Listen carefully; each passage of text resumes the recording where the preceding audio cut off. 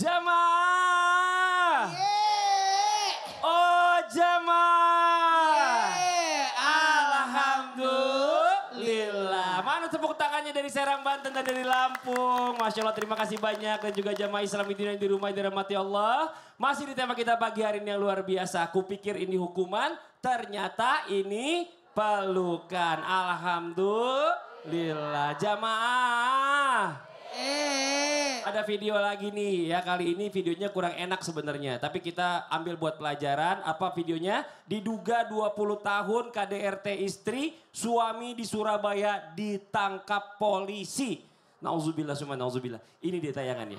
Summa nauzubillah. Nah ini dia Ustadz Syam ya. Yang namanya ujian ini bisa datang dari mana aja. Ada yang datang dari suaminya yang ternyata melakukan KDRT kepada istri. Betul. Dan mungkin ini juga pelukan dari Allah. Mungkin gak Ustadz Syam? Menunjukkan bahwa Allah ini, wah ternyata pasangan Anda ini adalah kurang baik. Dikasih lihat sama Allah terus, makin dikasih lihat gitu ya. Supaya dia ini sadar. Ternyata banyak, tapi perempuan ini malah justru mengambil gini. Aduh walaupun saya jadi korban, tapi saya tetap bertahan aja deh. Karena anak-anak. Nah ini sebenarnya bagaimana yang baiknya? Mau penjelasannya Ustadz Syam. Tepuk tangan buat Ustadz Syam. Terima kasih Bang Fadli, tapi guru kami Ustadz Maulana Habib Utsman, para alim ulama yang dimuliakan Allah Subhanahu wa taala. Istri yang terzalimi itu diceritakan dalam Al-Qur'an. Ba'daqul a'udzu billahi minasyaitonir rajim. وضرب الله للذين آمنوا امرأة فرعون Allah. إذ قالت رب ابن لي عندك بيتا في الجنة ونجني من فرعون وعمله ونجني من القوم الظالمين.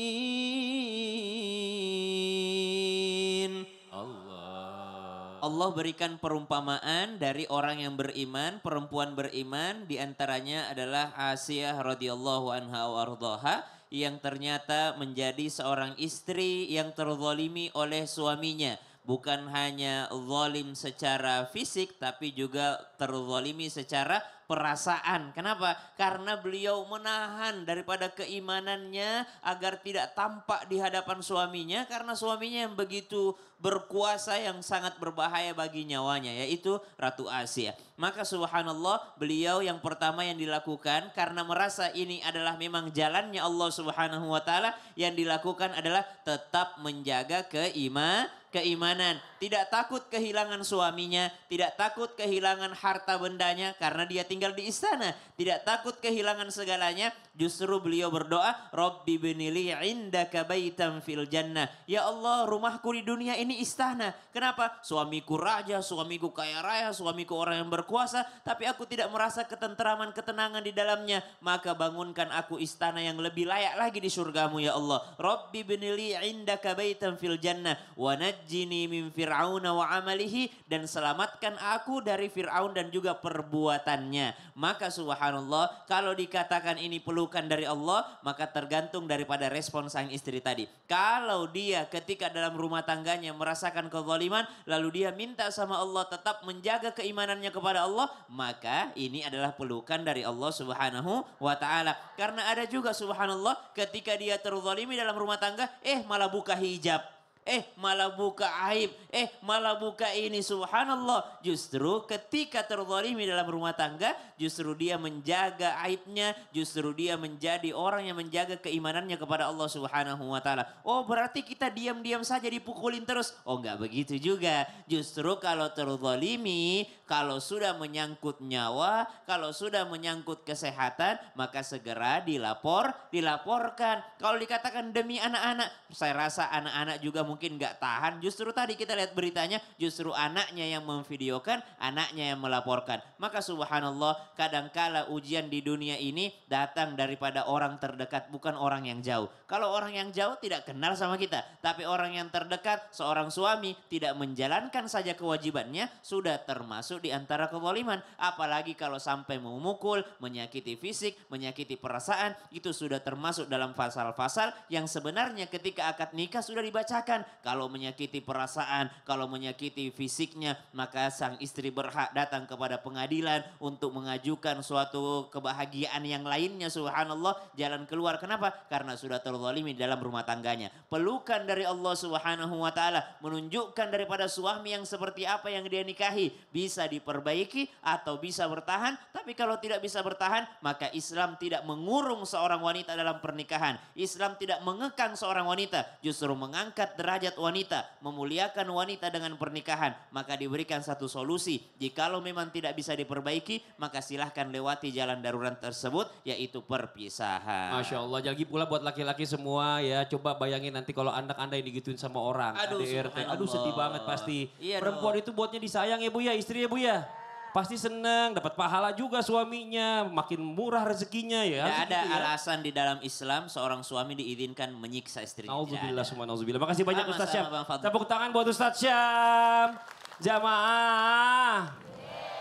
Pernah nggak dikhianatin sama orang yang deket? Sahabat gitu. Ya sama kita depan baik, ternyata di belakang ngomongin kita. Nauzubillah semua nauzubillah. Ada yang begitu Bu? Banyak katanya ini, Masya Allah luar biasa ya. Tapi ini dia mungkin juga jangan-jangan ini kita anggap bukan hukuman ya. Tapi pelukan dari Allah, bahwa Allah ngasih tahu sama kita, manusia jangan bergantung sama manusia dan sakit hati. Jangan bergantung sama makhluk, tapi bergantunglah sama Allah. Apakah seperti itu? Coba kita tanya guru kita Habib Usman. Tepuk tangan buat Habib Usman. Fadhil Habib. Ya khair Ustaz Maulana, Ustaz Syam, Mas Fadli. Bismillahirrahmanirrahim. Allahumma salli ala Sayyidina Muhammad wa ala ali Sayyidina Muhammad. Ketika seseorang dia ditipu, dia dicurangin, dia dikhianatin, ataupun dia diambil sesuatu miliknya oleh orang lain, bukan berarti kalian itu bodoh, atau bukan berarti kalian itu kurang pintar, atau bukan berarti kalian itu lemah.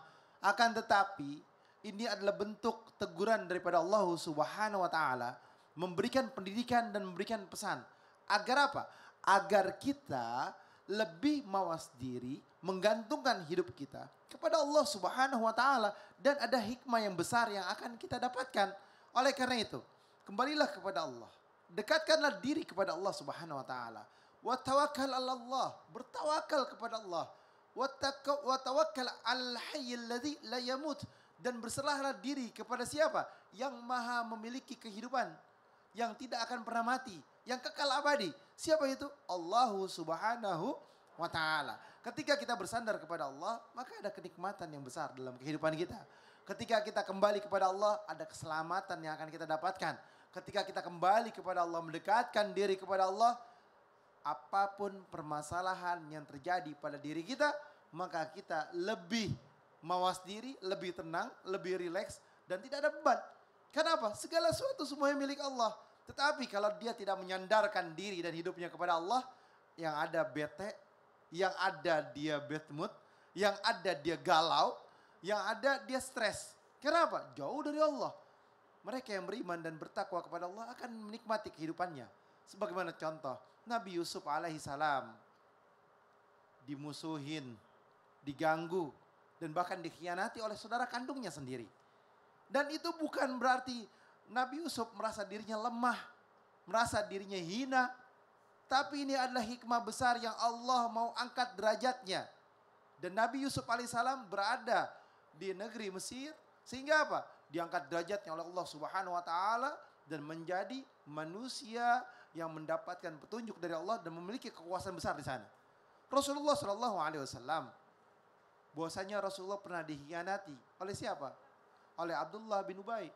Dan Rasulullah pernah dikhianati juga oleh siapa? Oleh kaum Quraisy yang tadinya memujinya, yang tadinya mengagung-agungkannya, yang menganggap ini adalah al-amin, ini adalah hamba Allah yang jujur, ini adalah manusia yang jujur, manusia yang jujur, manusia yang terpercaya.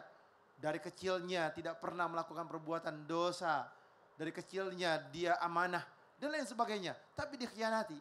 Dan Rasulullah Shallallahu Alaihi Wasallam ingat bahwasanya Rasulullah pun melakukan semua itu dengan ketenangan, dengan kenikmatan, bersandar kepada Allah Subhanahu wa taala, kembali kepada Allah. Hikmahnya adalah ketika kita hidup menggantungkan kepada makhluk, kita hina. Tapi kalau kita menggantungkan kepada Allah, menyerahkan semuanya kepada Allah, bertawakal kepada Allah, maka kita akan selamat. Jangan pernah kita menggantungkan hidup kita kepada makhluk Allah, karena makhluk itu hina. Oh, Masya Allah. Habib sini aja Habib. Makasih banyak Habib. Tepuk tangan buat Habib Usman. Sini aja. Ustadz Maulana boleh maju. Kita mau kasih kesempatan sekarang jamaah buat curhat. Tapi sebelumnya kita kembali dulu ke segmen Curhat Dong Ustadz. Iya, kami curhat. Yang mau curhat boleh silakan angkat tangannya. Angkat tangan, Masya Allah, tabarakallah. Sebelah sini aja ibu nih. Ah ibu ya sebelah sini boleh ibu maju. Masya Allah. Dari Izin ibu dikasih jalan. Ibu sini dekat saya sama Ustadz Maulana boleh ibu. Maaf punten. Nah ini dia. Oke silakan perkenalkan dirinya ibu. Assalamualaikum warahmatullahi wabarakatuh. Waalaikumsalam Warahmatullahi wabarakatuh. Tabi pun. Iya pun. Perkenalkan nama saya Amelia, saya dari Majelis Taklim Al-Mutakin Kurungan Nyawa Pesawaran Bandar Lampung. Oh, tepuk tangan buat Ibu Amelia. Amelia saya. Amelia, Ustadz. Beda lagi ya. Oke, silakan Ibu Amelia. Mau curhat Pak Ustadz. Boleh Ibu. Boleh Bu. Saya ini selalu dijolimi Pak Ustadz. Ibu merasa Selalu dizolimi dijolimi oleh keluarga. sama keluarga. Tapi saya menyikapinya saya menjauh Pak Ustadz. Gitu, Oke. karena saya tidak mau lagi disakiti terus disakiti. Oke, sebentar Ibu Amelia, saya mau tanya dulu. Ibu berkeluarga berapa orang?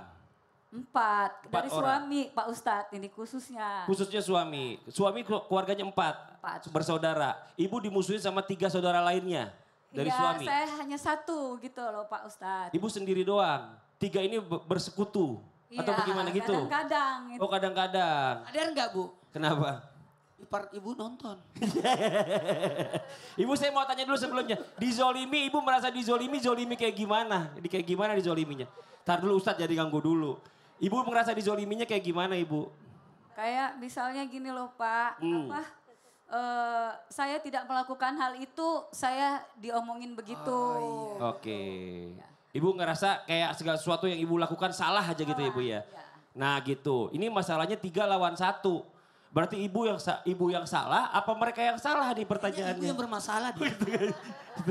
Nah gini oke, kalau gitu kita coba ibu di sini dulu tenang dulu ya. Kita dengarkan jawaban dari guru-guru kita ya tentang curhatan ibu. Tapi setelah yang satu ini di rumah jangan pindah channel dulu, tetap di Islam itu Indah. Jamaah, oh jamaah, alhamdulillah. Ini saya belum bisa jawab nih. Belum, Ya Allah.